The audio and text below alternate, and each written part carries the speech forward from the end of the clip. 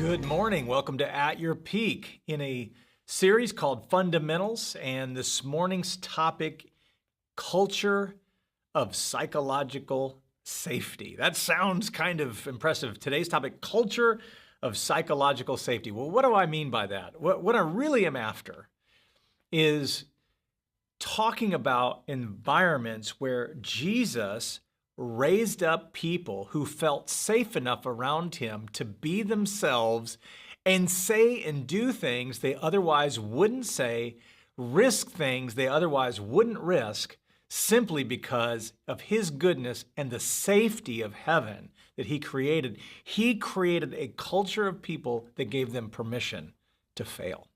And when they failed, he helped them fail forward.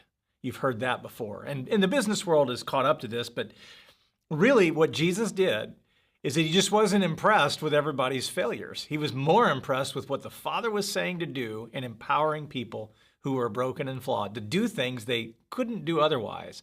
And part of that is because Jesus, who invented the mind, Jesus is perfect psychology. There's some psychology that isn't good out there. There's some thought patterns that, I'm grateful for our friends who deal as counselors, professional counselors, psychologists, psychiatrists, grateful for them all.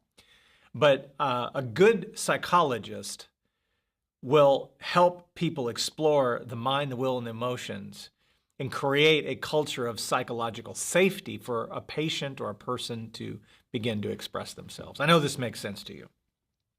Well, in our teams and our churches, part of the problem is we don't always feel safe psychologically or emotionally or physically sometimes in certain environments. But Jesus was master at creating psychological safety.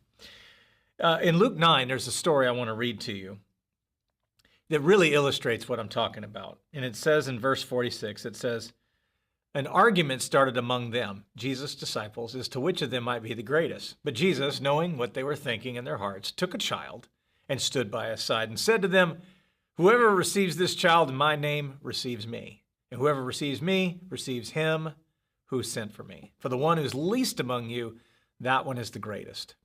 And John answered and said, Master, we saw someone casting out demons. Now notice the subject has changed. In your name, we cast out demons. And we tried to prevent him, but he does not follow along with us. But Jesus said to him, hey, don't hinder him, for the one who is not against you is for you. So a couple of scenarios here where there's course correction by Jesus. And then in verse 51, it says, when the days were approaching for his ascension, he was determined to go to Jerusalem, and he sent messengers ahead of him, and they went and entered a village of Samaria to make arrangements for him. And they did not receive him because he was traveling towards Jerusalem. So the Samaritans hated the Jewish people. They both had similar ancestry, but they were rivals. And in verse 54, it says, when his disciples, Jesus' disciples, James and John, saw this, they said, Lord, do you want us to command fire to come down from heaven and consume them and bake them like crispy critters? But he turned and rebuked them. Basically, what he said was, boys, you can go to that kingdom and pull fire down, but if you do it, you're coming from a different kingdom, not mine. I'm not here to kill people. I'm here to bring life to people. So if you want to do that, and my thing is, they actually believe they could do it. That's what's amazing. But he obviously corrects them. So then they go on to another village. What's the point of all of that I'm reading?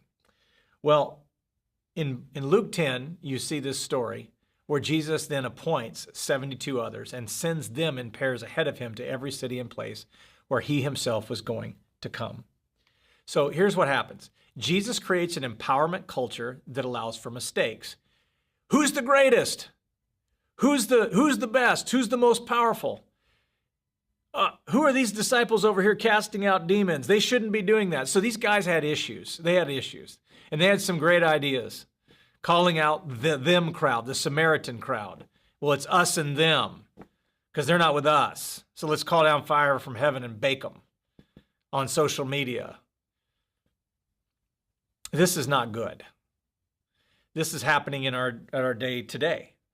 And what we need to realize is that Jesus created safety for people to be who they were in process, even though they haven't arrived, and he would empower them anyway. So Jesus responds and shapes them and then promotes them more into the culture. Jesus creates permission psychologically to fail forward. Think about this. He empowers the 12 to go out and do the stuff. They come back full of pride, full of judgment, comparison, complaining about other people doing the stuff that they were doing, measuring themselves against each other. They're doing all the wrong things. And Jesus says, through a culture of psychological safety, Jesus' response to that, this idea is working so great, Father, we need to empower 72 more. Wow. Leaders, church leaders, I'm speaking to myself, I'm speaking to you at home, maybe in your family. Don't write people off just because they get a few things wrong. Maybe create a place where they can fail and fail forward. Too many people bail on churches when they don't give anybody any grace. They bail on leaders, or leaders bail on them. Maybe there needs to be, maybe we can dig a little deeper and learn from Jesus on how to create a culture of psychological safety. Some people don't want that. Some people will kick against that no matter how much safety they will want to violate boundaries. That's a subject for another day.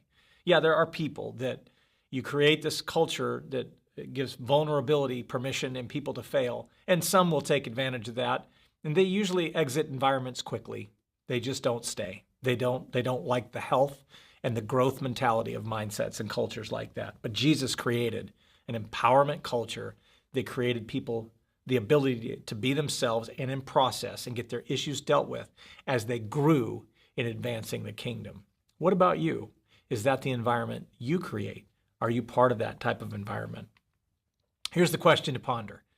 Is your culture at home, work, or play psychologically safe for growth and empowerment? This is an issue that we all have to deal with. I'd like to say that, yeah, our church is always 100% that way. Guess what? It takes people to create that. And even if a pastor or leaders create that, it takes other people to create that, to allow people to be in process and to fail forward. Because what you don't know is it might launch them into their next ministry breakthrough while you've forgiven and empowered all at the same time. Let people take risks, and when they fail, applaud them for trying. Love you, and we'll see you tomorrow.